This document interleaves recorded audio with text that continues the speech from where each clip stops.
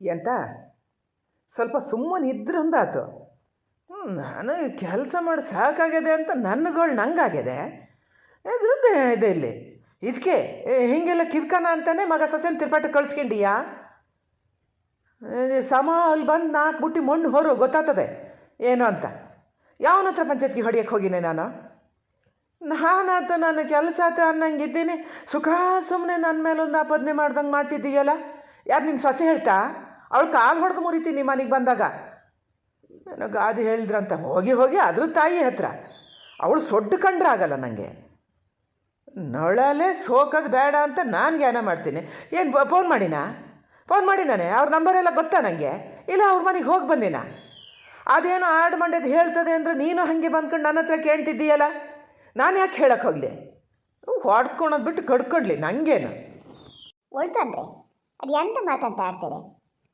ಯಾರ ವೈರ್ಗಳಾದ್ರೆ ಹಿಂಗೆ ಹೇಳಲ್ಲ. ನೋಡಿದ್ರೆ ಮಗಗೆ ಕಡ್ಕೊಂಡ್ಲಿ ಚಂದ ನೋಡ್ತಾ ನಿಂತ್ಕೋತೀರಾ? ಇದಕ್ಕೆ ಮಕ್ಳನ್ನ ಸಾಕಿದ್ದ, ಮದುವೆ ಹಬ್ಬ ಮಾಡಿಬಿಟ್ಟಿದ್ದ. ಅಪ್ಪಗಾಡ ಮಾತನ್ರಿ ಇದರಲ್ಲೇ ಗೊತ್ತಾಗ್ತದಲ್ಲ ನೀವು ಹೇಳಿರ ಬಿಟ್ಟಿರ ಅಂತ. ನನಗೆ ಮೊನ್ನೆ ಅವ ಕೆಲಸ ಮಾಡ್ದಲ್ಲಿಂದ ಜೀವದಲ್ಲಿ ಜೀವಿಲ್ಲ.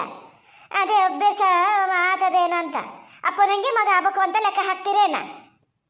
ಸುಮ್ಮನೆ ಇರೋ ಮಾರತಿ, ನೀನೇ ಸೈ ರಾಜಕೀಯದ ಮಗ ಸೊಸೆ ಕಂಡಳು. ನಾನು ನೋಡ್ತೀನಿ.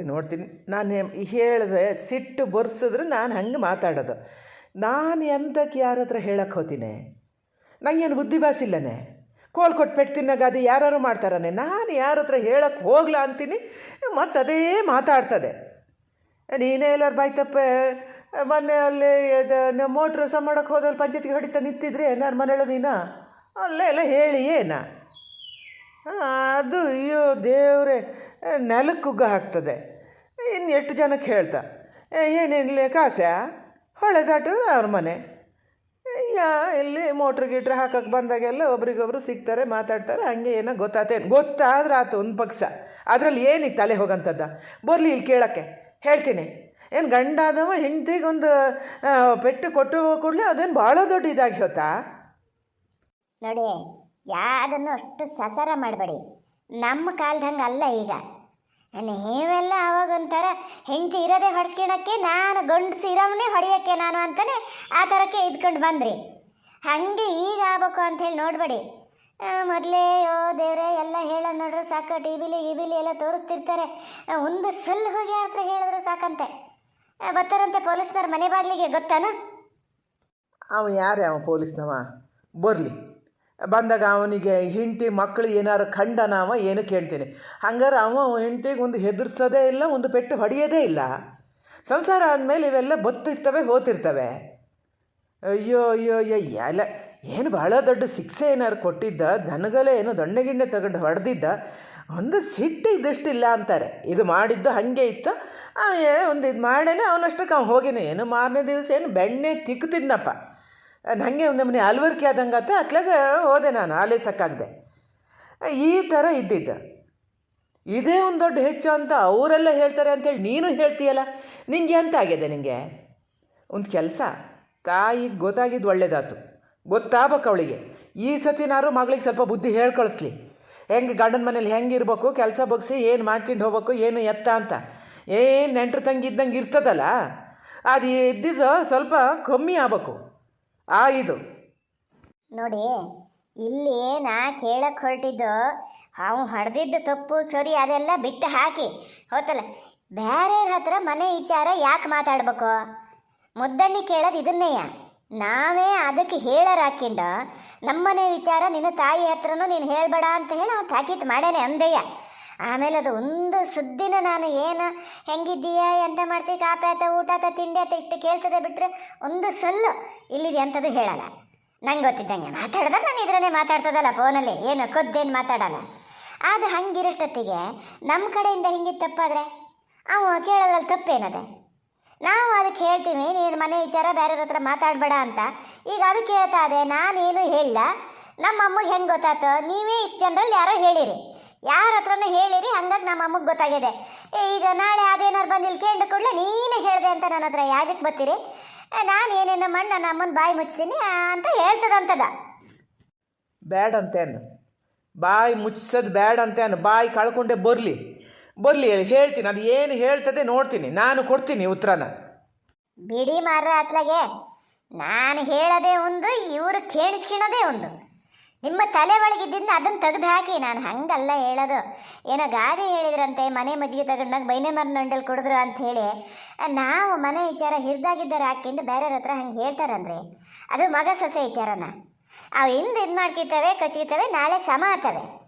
ನೀವು ಆಡಿದ ಮಾತು ನಿಲ್ತದ?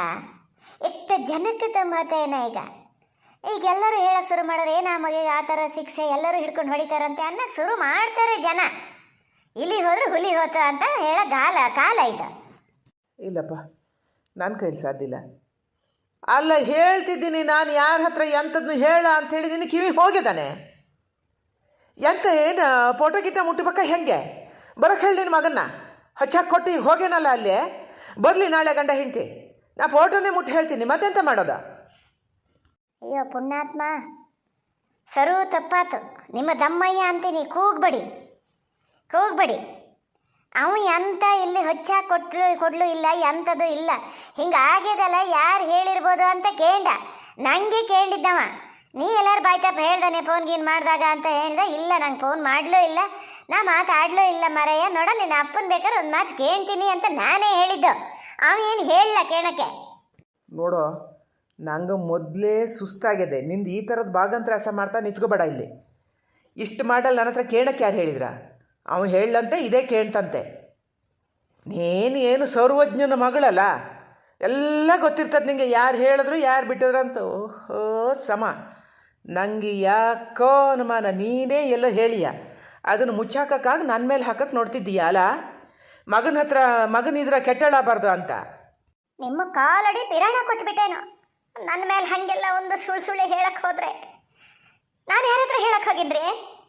ಹೌದಾ? ಹೆಂಗೆ ಸಿಟ್ಟು ಬರ್ತದಲ್ಲ, ನೀನು ಮಾಡದೆ ಇದ್ದಿದ್ದನ್ನು ಮಾಡಿದೆ ಅಂದ ಕೂಡಲೇ ಸಿಟ್ಟು ಹೆಂಗೆ ಬರ್ತದೆ, ಹೌದನಾ? ನನಗೂ ಹಾಗೆಯ. ಇನ್ನೊಂದು ಸತಿ ತಾಯಾಗಲಿ ಮಗ ಆಗಲಿ ಸ್ವಾಸಿಯಾಗಲಿ ನನ್ನ ಹತ್ರ ಹಿಂಗಿದ್ದೇನಾರು ಕೇಳಕ್ಕೆ ಬನ್ನಿ. ನಿಮ್ಮ ಹತ್ರ ಪಾಠ ಕಲ್ತ್ಕೋಬೇಕ ನಾನೀಗ ಎಲ್ಲಿ ಹೆಂಗೆ ಮಾತಾಡ್ಬೇಕು ಅಂತ.